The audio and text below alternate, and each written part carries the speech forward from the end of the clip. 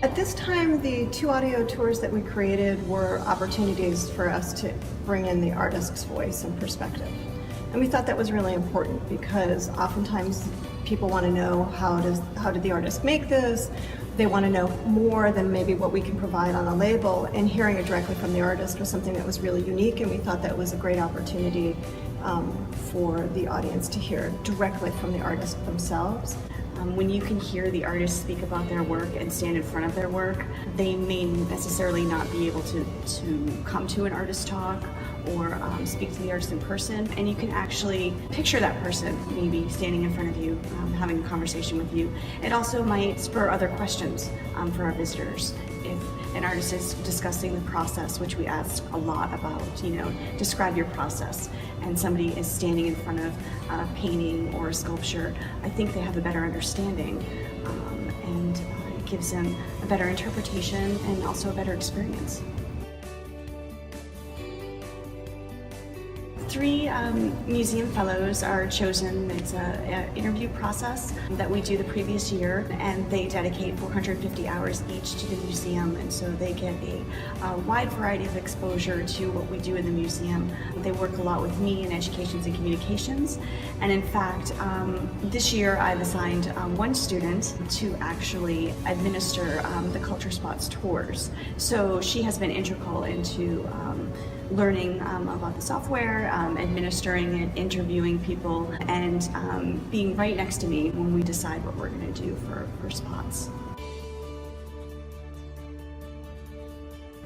So the fellowship is an honorary position in that I'm an ambassador for the art department in the art museum. And on the other hand, it's this multifaceted apprenticeship. I feel like I'm learning several trades that all fall under how a museum services the art community and also the local community. I've accrued skills from handling art, matting art. I've also attuned my skills as to how I can better describe art through the written word and even spoken word using CultureSpots. I've worked very thoroughly with Sarah Zila and learned quite a bit about marketing and public relations, and also how a museum can act as an educational space and how to engage all different sorts of age groups through this format of fine art.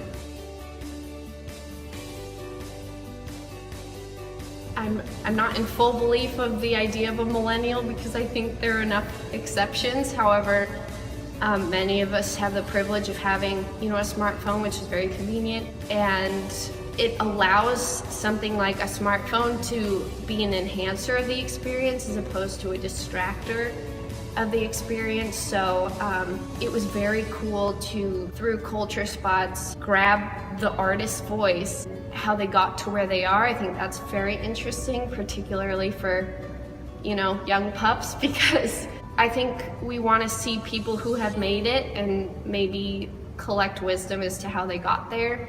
It was very cool through those short clips how rich they were with the artist's character and just that implicit wisdom in what they had to say about their work. And I think that's something that my generation would be interested in hearing, instead of hearing something more explanatory. So, history of, I'm not sure that interests a lot of people my age. However, the individual and their journey, and that was fascinating to work on.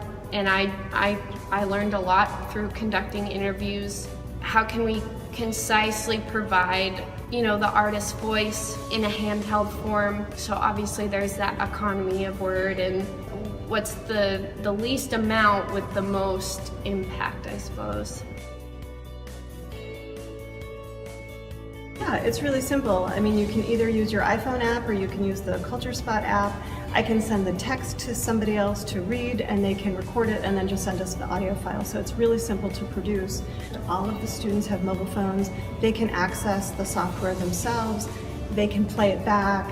We can work with them on the editing of it, and then it's something that's so fantastic that they'll be able to access whether they're on campus or if they go back to their native country.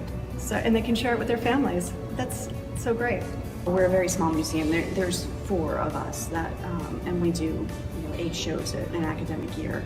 Audio tours, especially with CultureSpots, I think are very easy. They are very user-friendly. I believe that you can do it with a small staff, and I think they're really, really important to do. You know, the application itself is very easy to use, very easy to learn. Cliff, you're always accessible if we ever need you, and you welcome feedback as well. I just think that you just have to make it a priority, and you have to think of thoughtful, good questions to keep your audience engaged. We may be experiencing some construction in the fall, and so the museum may be closed after our first 2 shows. And so we thought doing CultureSpots outside will still keep our audience engaged. We'd still be doing something and highlighting art on campus. And it lives forever. It can live forever, you know. It's not just going to be packed away and put in a drawer. You know, it can live forever. And, so you can revisit it if you'd like.